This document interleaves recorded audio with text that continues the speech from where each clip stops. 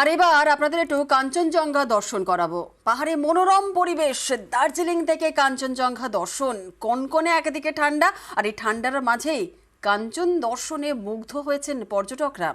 পার্থ রয়েছেন আমাদের প্রতিনিধি, আরো বিস্তারিত বলবে। পার্থ, মনোরম এক পরিবেশ, কনকনে ঠান্ডার মধ্যে কাঞ্চনজঙ্ঘা দর্শন করে পর্যটকরা কি বলছেন?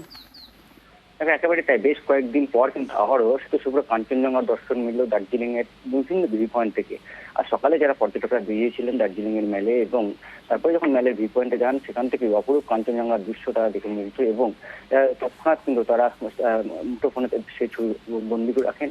এবং আমরা জানি গত কয়েকদিন ধরে আকাশ মেঘলা, আজও দার্জিলিং এর আকাশ আংশিক মেঘলা রয়েছে, এবং তার মাঝে এই কাঞ্চনজঙ্ঘার অতি স্বাভাবিকভাবে মুগ্ধ করে তুলেছে পর্যটকদের। দার্জিলিং নয়, সান্দাকফু থেকেও কিন্তু আজ পরিষ্কার দেখা গিয়েছে কাঞ্চনজঙ্ঘাকে। এবং গতকাল যেখানে সান্দাকফুর তাপমাত্রা মাইনাসে নেমে এসেছিল, সেখানে কিন্তু এখন সকাল থেকে তাপমাত্রা 1 ডিগ্রির আশপাশে ঘোরাফেরা করছে, সেখানে দার্জিলিং এর তাপমাত্রা 5 থেকে 6 ডিগ্রির আশপাশে। অন্যদিকে কালিম্পং, সেখানেও কিন্তু আকাশ মেঘলা রয়েছে, মাঝে মধ্যে রোদের দেখা মিললেও কনকনে ঠান্ডা কিন্তু কাঁপছে রীতিমতো কালিম্পং।